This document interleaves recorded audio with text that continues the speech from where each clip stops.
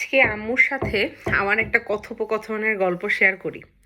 Normally ঘুম থেকে ওঠার পরেই আমি এভরিডে দেখতে পাই, এটা এভরিডে আম্মু আমাকে অ্যাটলিস্ট 5-6 বার ফোন দিয়ে রাখছে।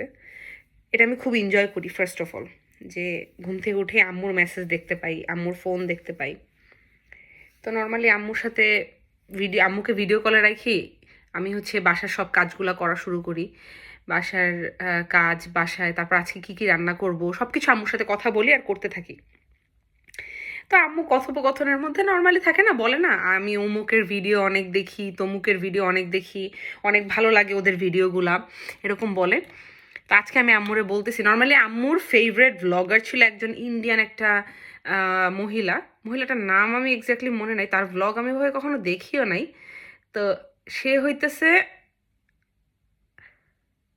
আমার আম্মুর ফেভারেট ব্লগার। তো তাকে আম্মু খুব দেখে, তার ব্যাপারে বলে সে এরকম করে ভিডিও বানায়, এরকম গ্রামের মধ্যে রান্না করে, এগুলো দেখতে আমার ভাল লাগে, এগুলো বলতেছে।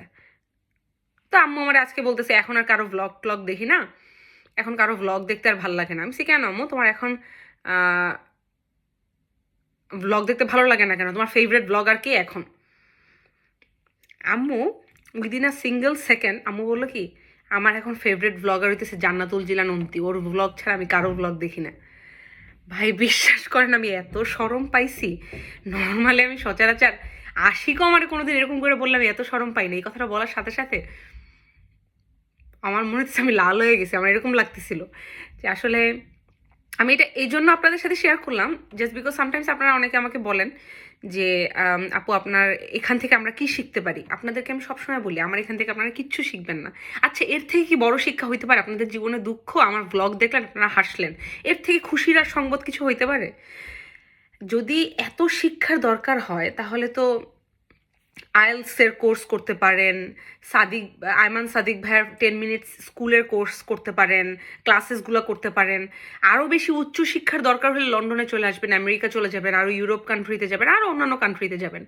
বাট আজকে আম্মুর এই কথাটা শোনার পর আমার এত লজ্জা লাগছে, এবং আমার কাছে মনে হয়েছে আম্মু বলতেছিল যে তুই আগে সবসময় পুরো ফ্যামিলির মানুষজন তোর জন্য ওয়েট করতো, তুই না আসলে একটা জিনিস জৈমা উঠে না, তুই না আসলে ফান হয় না। তো এখন আমার মনে হয় কি, আমি ওয়েট করি তোর সাথে সারাদিন কথা না হলে, যদি আমার ডাবল শিফট থাকে আম্মুর সাথে অত কথা হয় না। তো আম্মু নাকি ওয়েট করে কখন আমি একটা ব্লগ দিলাম, আম্মু এটা দেখে আর একা একা হাসে।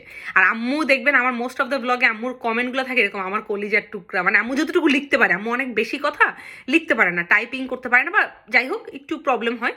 তো আম্মু এইটুকু লেখা দেয়। খুব শরম লাগতেছে ভাই।